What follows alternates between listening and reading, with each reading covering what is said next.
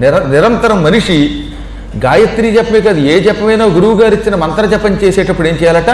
విభూతి ధారణం కార్యం, విభూతి పూసుకో.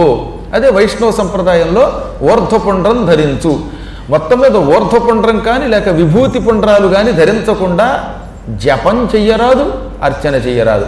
రుద్రాక్షాణాంచ ధారణం, రుద్రాక్షను కూడా ధారణం చెయ్యాలి. ఈ రెండూ ధారణ చెయ్యని వాడు జపసాధకుడు కాడు. జపసాధన జరగాలంటే, వాడు ఉత్తముడు కావాలంటే, అనుకున్న దైవమును హృదయంలో దర్శించాలంటే విభూతి ధారణ, రుద్రాక్ష ధారణ చెయ్యాలి. రుద్రాక్ష ధారణం సాక్షాత్ శివజ్ఞానస్య సాధనం. రుద్రాక్షని ధరించడం అంటే బ్రహ్మజ్ఞానమును పొందడమే. ఇక్కడ శివ శబ్దమునకు పరబ్రహ్మం అన్నమాట.